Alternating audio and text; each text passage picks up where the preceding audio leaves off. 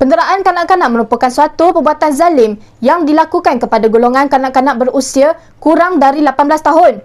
Penderaan kanak-kanak terbahagi kepada 4 jenis iaitu penderaan fizikal, penderaan emosi, penderaan seksual dan pengabaian. Menurut statistik, sekurang-kurangnya 4,652 kes penderaan kanak-kanak telah dilaporkan. Penderaan kanak-kanak juga merupakan satu pencabulan serius berkaitan hak mereka untuk melangsungkan kehidupan. Namun begitu, adakah masyarakat kini mengambil cakna akan isu yang hangat diperkatakan? Oleh itu, terdapat beberapa punca, kesan dan juga langkah untuk mengatasi kes penderaan kanak-kanak. Salah satu punca penderaan kanak-kanak ialah tekanan dan gangguan emosi. Tekanan dan gangguan emosi berpunca daripada institusi kekeluargaan yang berpendapatan rendah. Hal ini kerana kebanyakan ibu bapa yang sibuk dengan pekerjaan dan sering menyimpan tekanan di dalam diri mereka lalu melepaskan emosi kepada anak selepas pulang dari pekerjaan. Akibatnya, ibu bapa yang mengalami tekanan emosi dalam pekerjaan kurang memberi kasih sayang yang secukupnya kepada anak selepas pulang dari pekerjaan. Ibu bapa harus mempunyai emosi yang stabil dan mencapai kognitif yang baik. Jika emosi ibu bapa terjejas, maka akibatnya tekanan di tempat pekerjaan akan dilepaskan kepada anak-anak selepas pulang dari pekerjaan. Punca seterusnya adalah masalah talaman sesebuah keluarga. Masalah talaman termasuklah masalah campur tangan pihak ketiga. Masalah ini boleh menyebabkan perceraian isteri dan suami dalam sesebuah keluarga. Ini menyebabkan emosi mereka terganggu dan tidak stabil, serta penderaan kanak-kanak akan berlaku disebabkan mereka perlu mencari sasaran untuk melepaskan perasaan dan tekanan mereka. Kedua adalah masalah penagihan, seperti penyalahgunaan data. Penagihan data akan menyebabkan seseorang mengalami halusinasi dan delusi selain berkelakuan kanak sehingga bertindak di luar kawalan. Ini menyebabkan mereka tidak dapat menyedari perbuatan mereka sendiri apabila mendera anak-anak.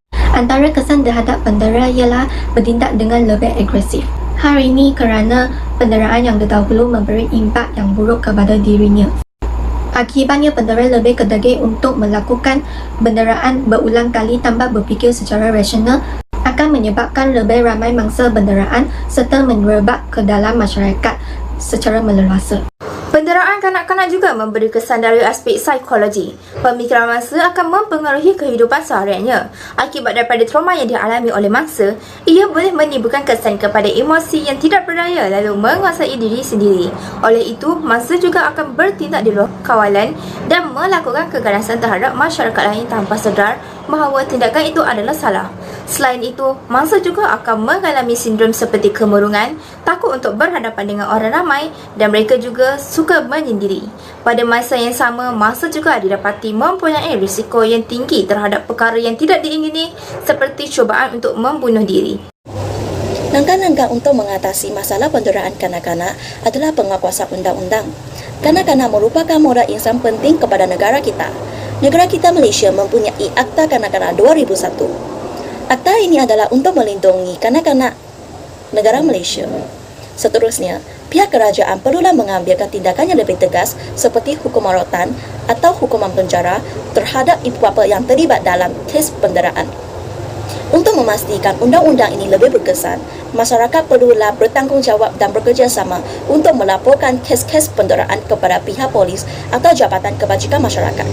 Jelaslah bahawa penguasaan undang-undang merupakan salah satu langkah untuk menangani masalah penderaan kanak-kanak. Langkah-langkah untuk mengatasi daripada berlakunya penderaan kanak-kanak ialah dengan memberikan pendidikan ibu bapa. Pendidikan ibu bapa bertujuan untuk mengajar para ibu bapa cara yang betul mendidik anak-anak maupun ahli keluarga seperti menunjukkan teladan yang baik. Hal ini bertujuan untuk mengelakkan dan menghindarkan ahli keluarga daripada melakukan perbuatan tidak bermoral seperti penderaan kanak-kanak. Kesimpulannya, penderaan kanak-kanak merupakan perbuatan keji yang dilarang keras oleh agama. Ibu bapa janganlah bersikap bengis terhadap anak-anak. Sebaliknya, pupuklah semangat ingin maju dalam anak-anak dengan cara psikologi, bukan mendera atau menghukum mereka. Berpunca berlakunya kes-kes penderaan kanak-kanak ini bermula dari rumah.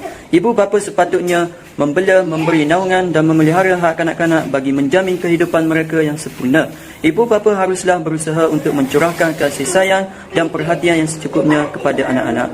Di samping menanam sikap sayang menyayangi antara mereka, selain itu semua pihak seperti ibu bapa, guru-guru, kerajaan serta masyarakat juga perlulah bertanggungjawab dalam menyelesaikan masalah ini.